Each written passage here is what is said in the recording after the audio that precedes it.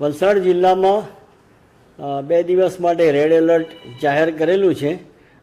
અત્યારની સ્થિતિની વાત કરીએ તો ભૈરવી ખાતે પાણીનું લેવલ 5.75 મીટર છે, એટલે સેફર ઝોનમાં છે। એવી રીતે દમણગંગામાં પણ ઇનફ્લો 55,000 જેટલો છે અને આઉટફ્લો 38,000 જેટલો છે। 8 ગેટ 1 મીટર જેટલા ખુલ્લા છે અને રૂલ લેવલથી ઘણું નીચે પાણી છે, એટલે દમણગંગામાં પણ અત્યારે કોઈ ચિંતાજનક સ્થિતિ નથી। ગઈકાલે જિલ્લામાં એવરેજ 8 ઇંચ વરસાદ પડ્યો અને ફોર્ચ્યુનેટલી બપોર પછી લગભગ વરસાદ ઓછો હતો, એટલે શહેરી વિસ્તારોમાંથી બધે જે પાણી ભરાયા હતા એ પાણી ઓસરવા માંડ્યા હતા। આજે પણ સમગ્ર જિલ્લામાં એવરેજ 1 ઇંચથી હજુ સુધી વધારે વરસાદ પડેલો નથી, એટલે વધારે પાણી ભરાવાના કોઈ પ્રશ્નો છે નહીં હાલમાં।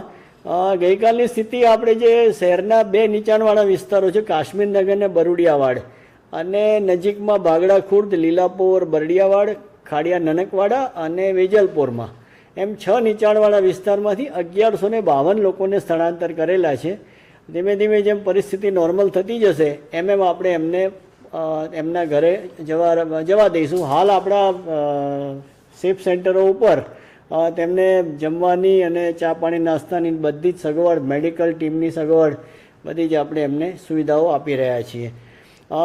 એક ખાલી આજના ઇન્સિડન્ટ્સની વાત કરીએ તો ભાગડા ખુર્દ હનુમાન ભાગડા જે કહેવાય છે ત્યાં આગળ એક 3 માસની પ્રેગ્નન્ટ લેડી હતી, એટલે એને મિસકેરેજનું કંઈ ઇસ્યુ હશે, એટલે પોલીસ અને NDRFના જવાનો પહોંચી ગયા અને એને રેસ્ક્યુ કરી અને હોસ્પિટલ પહોંચાડી દીધી છે।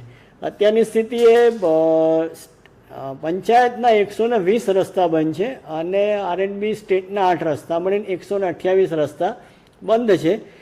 વરસાદની પરિસ્થિતિ નોર્મલ થતી જશે એમ રસ્તા રિપેરિંગ કરી અને ખોલવામાં આવશે। હાલની સ્થિતિએ જો જિલ્લાની વાત કરીએ તો વલસાડ જિલ્લામાં અત્યારે એવી કોઈ પૂરની બહુ ચિંતાજનક સ્થિતિ નથી, પરંતુ 2 દિવસ માટેનું રેડ એલર્ટ હોય તમામ વલસાડવાસીઓને મારી અપીલ છે કે તેઓ સાવચેત રહે, સાવધાન રહે અને પૂરની કોઈ પણ પરિસ્થિતિનો ઊભી થશે તો આપણે એનો સફળતાપૂર્વક સામનો કરીશું।